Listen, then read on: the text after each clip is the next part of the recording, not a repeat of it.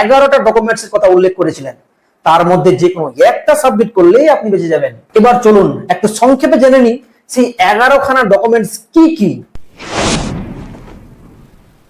সামনে 2026 বিধানসভা ভোট, আর এই বিধানসভা ভোটের আগেই ওয়েস্ট বেঙ্গলে শুরু হতে চলেছে SIR অর্থাৎ স্পেশাল ইনসেনটিভ রিভিশন, যার শুরুটাও হয়ে গেছে।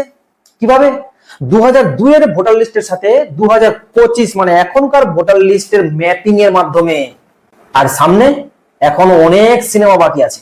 তবে একটা কথা না বললেই নয়, মানুষ NRC বা CAA কে যেভাবে ভয় করতো, এই SIR নাম শুনে কিন্তু মানুষের মনে এখনো ভয় জাগেনি। অথচ SIR হলো NRCর মতোই একটা পদক্ষেপ। এবার কথা হচ্ছে কি এই SIR, এই স্পেশাল ইনসেনটিভ রিভিশন কি?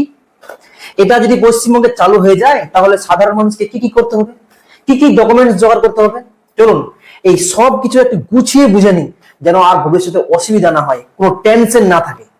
তার আগে আমার একটি ছোট্ট রিকোয়েস্ট, যদি আপনি আমার চ্যানেলে নতুন থাকেন তাহলে আমার চ্যানেলটিকে অবশ্যই সাবস্ক্রাইব করে দিবেন।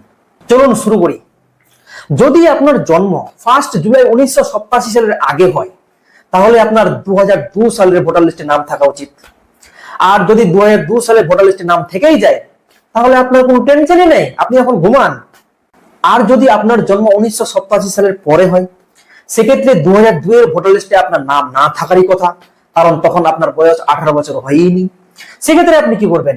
সেক্ষেত্রে আপনি 2002 এর ভোটার লিস্টে আপনার বাবা এবং মায়ের নাম খুঁজবেন।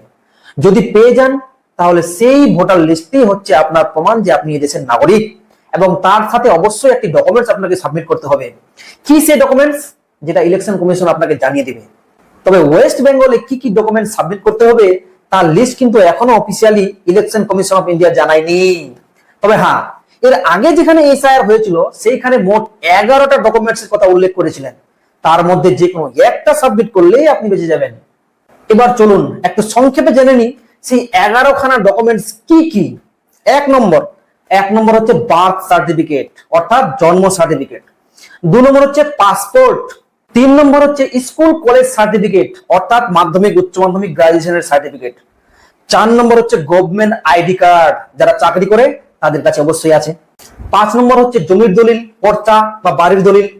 6 নম্বর হচ্ছে ব্যাংক, পোস্ট অফিস বা LICর পুরনো কাগজ, যেগুলো অবশ্যই 1 জুলাই 1987 সালের আগের হতে হবে। 7 নম্বর সরকারি দপ্তর থেকে দেওয়া লোকাল সার্টিফিকেট। 8 নম্বর হলো স্থায়ী ঠিকানার সার্টিফিকেট অর্থাৎ পার্মানেন্ট রেসিডেন্সিয়াল সার্টিফিকেট। 9 নম্বর হচ্ছে বন অধিকার সার্টিফিকেট অর্থাৎ ফরেস্ট রাইট সার্টিফিকেট। 11 নম্বরে অন্যান্য কিছু নথিপত্রের কথা বলা হয়েছে। তবে এই লিস্টে এই voter card, Aadhaar card, ration card, PAN card এই সমস্ত কিন্তু একদমই না।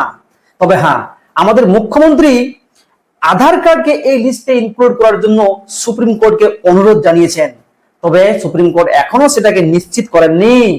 এর আগে রাজ্য সরকার স্বাস্থ্যসাথী কার্ড এবং রেশন কার্ডকেও এই লিস্টে ইনক্লুড করার জন্য অনুরোধ জানিয়েছিলেন, তবে সেই অনুরোধ রিজেক্ট হয়ে যায়। এবার কথা হচ্ছে এই SIR নিয়ে ওয়েস্ট বেঙ্গলে কিন্তু একটা ভয়ঙ্কর ধরনের রাজনীতি হবে। আপনি সেই দিকে কান অবশ্যই দিবেন না।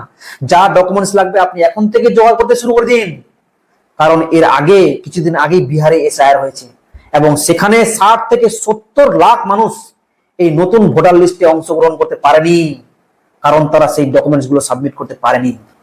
সেখানে শুধু হিন্দু আর মুসলমান না, সব ধর্মের লোক ইনক্লুড আছে। এবার আপনি ভাবুন, আপনি কি সুরক্ষিত হতে চান? তাহলে এখন থেকেই সেগুলো জোগাড় করতে শুরু করে দিন।